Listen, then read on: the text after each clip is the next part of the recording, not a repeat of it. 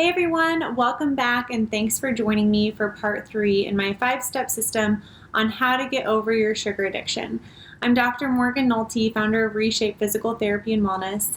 I'm a geriatric specialized physical therapist, and my passion is helping adults 50 plus lose weight and maintain that weight so that they can prevent disease and keep their mobility and independence well into retirement so they can keep doing the things that they need, want, and love to do. If you have not already done so, go to reshapept.com/sugar to download your free 8-page workbook that goes with these videos. That way you have all of the notes in one place and you can see the action items at the end of each step to get more value out of your time. I want to give you a brief rundown of all of the 5 steps before I dive into today's topic. The first step that I talked about was understanding your why. It is so much easier to say no to those little temptations when you really have a good understanding of why you want to change your health. The second video talked about the facts on sugar, and we spent a lot of time talking about what the daily recommendation for added sugar actually is, what counts as added sugar, what that sugar does to your mind and your body, and how to identify hidden sugar in foods. Today's video is all about your mindset, and I'm going to share with you a few tricks to help set you up for success. Really, behavior change does start with your thinking, so it's important to talk about this. Then the next step is planning for success. So that's where I'm going to talk about the nuts and bolts of tips and strategies that you can use to curb your sugar cravings.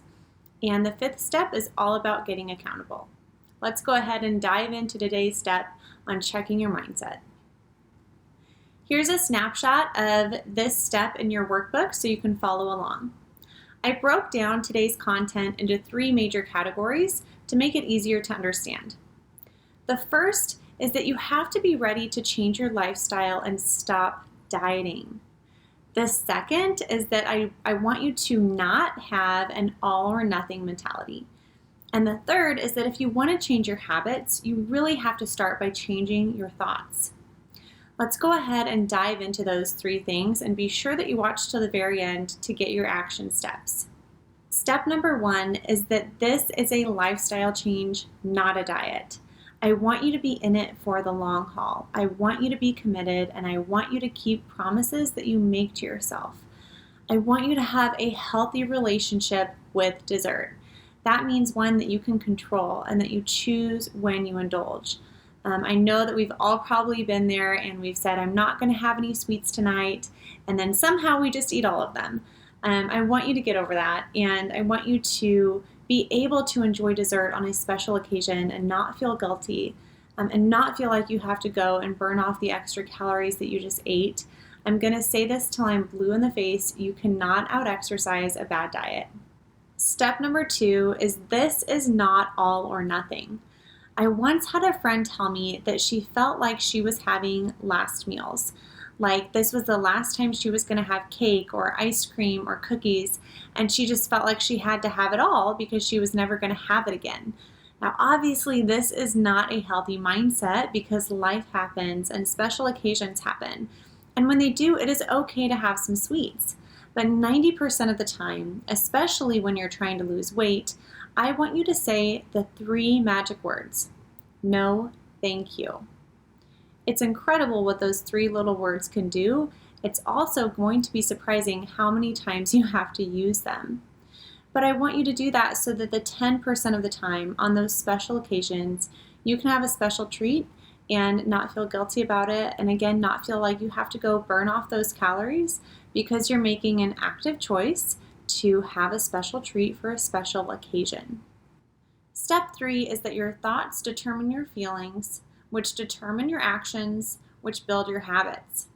A lot of times when we're eating sweets, it's because we're eating them out of impulse or habits that have formed subconsciously. We don't even notice them.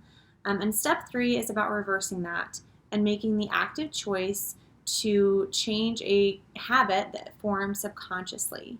I'm going to say that again. We're making an active choice to change a subconscious habit. It takes time and it takes practice, and it happens one step at a time, but it is so worth it because then when you're in that special occasion and you want one sweet, You've practiced saying no thank you enough times that you have the self-discipline and you have the control to stop after just one. And that is a great feeling, and it really builds your confidence to have those little mini victories along the way. As these 3 steps suggest, in order to change our habits, we really have to start with our thoughts. We have to work backwards. And that's what we're doing through these videos. I am trying to help change your habits by changing what you know about sugar and how you think about sugar. The next time you are at a barbecue and you want to add a bunch of barbecue sauce to your chicken, I hope you remember me pouring a bunch of sugar onto that plastic tray, pretending to pour it over chicken or steak. And just think about that. Think about pouring sugar over your meat. It's not very appealing. Or the next time you want to have a pop, think about taking a big old shot of sugar, because that's what you're doing to your body. Or if you want to pour a bunch of maple syrup on your pancakes, check the back of the label before you do that, and you might want to make a better choice. Ultimately, that is my job. That's what I'm here to do. I'm here to help you make better choices about your health. We've come to the last part of this video, which are the action steps. I want you to list 3 thoughts or facts that you can tell yourself when you are wanting something sweet, but don't actually want something sweet. You're just being tempted by it. Now, this one might take some thought and some time, but it's really important to think about what you're thinking about, because that's really what changes your habits. Then you can recognize what thoughts work for you and use them the next time you face temptation. Once you have those thoughts, I want you to email them to me at info@reshapept.com. I love hearing from you, and if you have any other thoughts or comments on this content so far, let me know. I will see you for the next video, video number 4, all about planning for success. See you then.